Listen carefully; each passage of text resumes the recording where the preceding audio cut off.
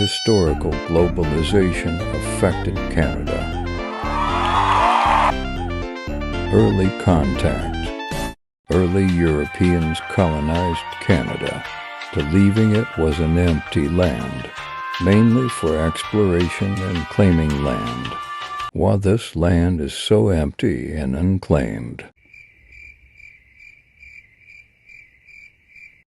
In 1497, John Cabot claimed Newfoundland, but later on, in 1535, Jacques Cartier claimed the rest of the unclaimed land that touched the St. Lawrence River as French lands.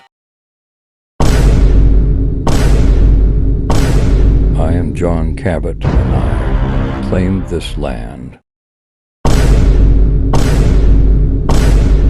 These are what I call the French lands. During the 1500s, British, French, and Portuguese ships sailed through the east coast of Canada to attempt to find fish. These lands were only used for fishing ports. For the first 100 years before any colonization occurred.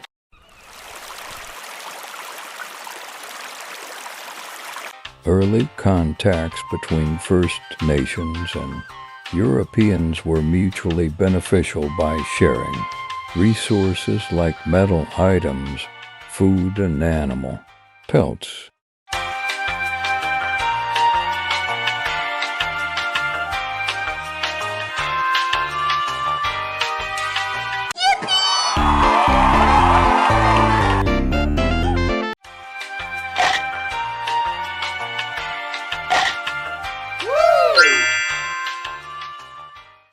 For trade.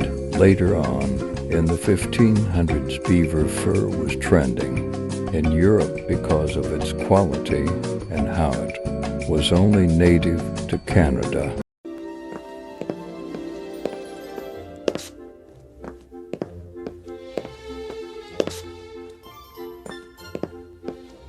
This shifted their interest from finding a new route to Asia to collecting more fur. Change of plans, everyone. We are collecting fur.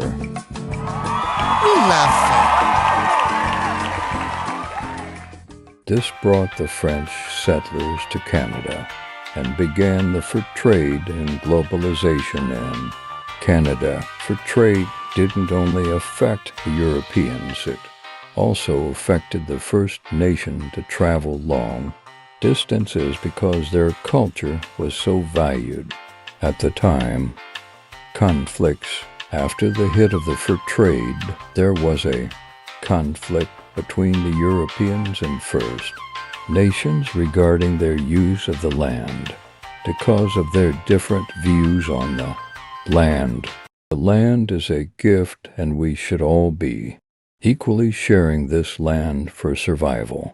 No, this land is mine. The First Nations' philosophy was that the land was a gift and it had to be equally shared among everyone that is living on the ground. For survival, the Europeans disagreed with their philosophy because they wanted to claim land rather than share it. The Europeans were much more technologically advanced than the First Nations. They leached off the First Nations to learn how to survive in the harsh weather and had much stronger immune systems, which gave them the advantage. The Beothuk First Nations tried to fight against the Europeans but suffered greatly because the Europeans killed and starved the Beothuk First Nation, so the First Nations started resisting less.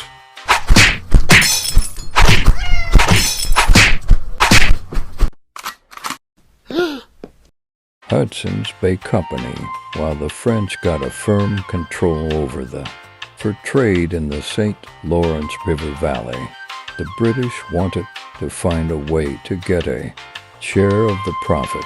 In 1670, the British government granted a royal charter to the Governor of Adventures of England trading into Hudson's Bay. This specific charter granted the company exclusive rights to all land that touched Hudson's Bay, which was called Rupert's Land. The Hudson's Bay Company built forts around the bay. Frequently the Cree would arrive in the summer to trade and export furs, which would be exchanged for guns, axes, textiles, blankets, and brandy. Europeans aren't venturing to find the fur. This made the price of fur go down. There was rivalry between the Hudson's Bay Company and the Northwest Company. In 1783, the Northwest Company was created for the sole purpose of breaking the Hudson's Bay monopoly. The NWC would exchange with the First Nation people before the pelts were shipped off to HBC. Finally, in 1821, the two companies merged and the Hudson's Bay Company remained a monopoly. After they merged in 1849, Pierre Guillaume Sayre, the MTI's trader, was arrested because he was convicted of illegal trading, but the jury recommended mercy because he believed that the MTIs should be able to trade freely. The court decision broke the HBC monopoly in the area because of illegal trades and enforced laws on trading, furthermore expanding other trade companies while still maintaining equal access and profit. Conclusion: the colonization of Canada by the British and French made Canada a bilingual nation, having both French and English as official languages.